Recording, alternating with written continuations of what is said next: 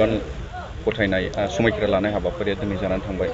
नोंथाङा सासे गोदानै बुंथिगिरि महरै बिबान मोननाय, मा बुंगोन? दिनै चिरां जिल्ला दुलाराय बर' फरायसा आफादनि थांनाय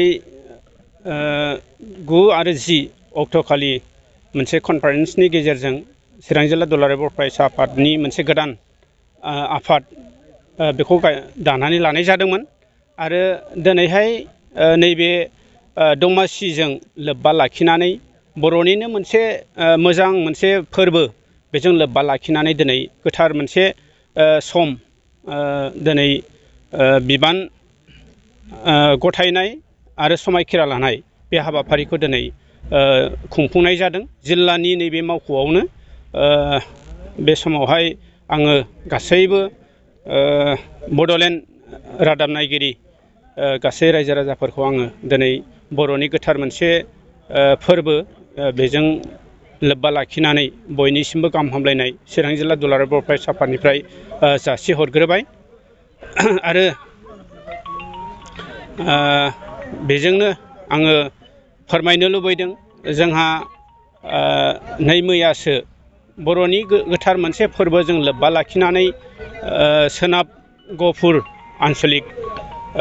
आन्चलिकआ मोनसे फोरबो खुंनायजों लोब्बा लाखिनानै बे फोरबो खुंनायाव सिगांनि सासे दुलाराय बर' फरायसा आफादनिनो दैदेनगिरि जालांनाय, जुदिअबो बिथाङा दैदेनगिरि जादोंमोन, बेवहाय गाज्रि मोनसे दुलाराय बर' फरायसा आफादनि मोनसे गाज्रि हाबा मावनायनि थाखाय बिथांखौ एरख'नाय जादोंमोन, जायखौ जोङो मोनथिगौ बुदिराम बसुमतारी।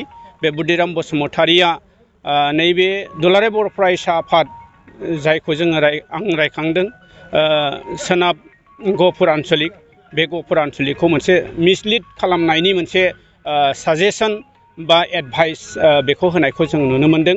आरो दुलाराय बर' फरायसा आफादखौ बिथाङा सोंखारिदों।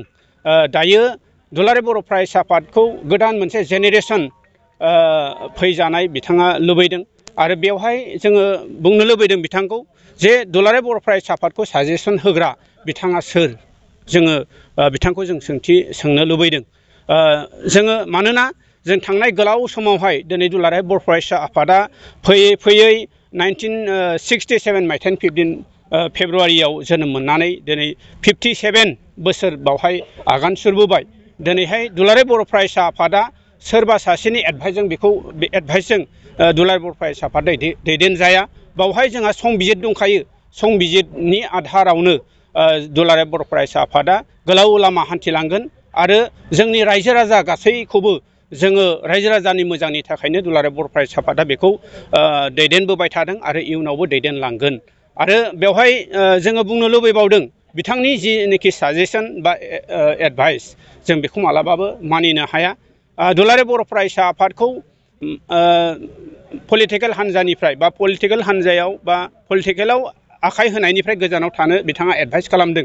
बेवहाय आं बुंनो लुबैदों, एसे चिरां जिल्ला दुलाराय बर' फरायसा आफादनि बुंथिगिरि हिसाबै जोंहा संबिजितआवनो दंखायो, जेब्ला जाथियाव हारियाव अलखद फैगोन अब्ला दुलाराय बर' फरायसा आफादा बै पलिटिकेल माबायाव जोङो बाहागो लागोन, बेबायदि मोनसे मोजाङैनो स्पष्ट भाबै लिरनाय दंखायो। आरो बिथाङा मोनथिया नामा, एसे एबसुआव वार्कार हिसाबै मावबोनाय हिसाबै बिथाङाबो मोनथिनांगौमोन जे दुलाराय बर' फरायसा आफादा नैबे बायदि समाव बा जे गोनांथि समाव बाहागो लागोन, बे बिथाङाबो मोनथिनो गोनां दङमोन होननानै आं सानदों। आरो बिथांखौ सोंखारिनो आङो लुबैदों जे नोंथाङा जे बिटिआर सुक्ति जाबोबाय, बे बिटिआर सुक्ति जानायाव माखासे बाथ्राफोरखौ लानानै बिथाङा सोंखारिदों।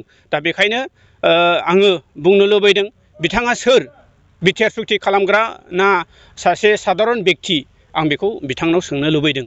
दिनै बिथाङा नुदों, नुनानैबो माने खाना बायदि बिथांखौ जोङो साननानै लानो हायो। मानोना जों बिटिआर सुक्तिनि आधाराव दुलाराय बर' फरायसा आफादा खामानि मावनानै दिनै मोनसे बर' समाजाव मोनसे जौगाखांनाय, बर' समाजाव मोनसे गोजोन, मोनसे थांलाय फैलाय खालामनो हानाय बे मोनसे परिबेस सिगांनि थासारिनिफ्राय दिनै नैबे समाव मोजां मोनसे थासारिखौ जों मोननो हादों। अब्लाबो बिथाङा दानि बिथाङा नैबे गहपुरनि जि मोनसे आन्सलिक बे आन्सलिकनि दैदेनगिरिफोरखौ बे आन्सलिकनि माखासे जोंनि एबसुनि वार्कार्सफोरखौ मिसगाइड खालामनो थाखाय बिथाङा माने कौसल खालामनायखौ जोङो नुनो मोनदों। बिनि थाखायनो जोङो खावलायगोन बिथाङा नैबेबायदि मोनसे पलिसि खालामनाय बेबायदि मोनसे मिसगाइड खालामनो नाजानाय बिनिफ्राय गोजानाव थानांगौ होननानै आङो चिरां जिल्ला दुलाराय बर' फरायसा आफादनिफ्राय आं बिथांखौ गोख्रोङैनो खावलायहरबाय।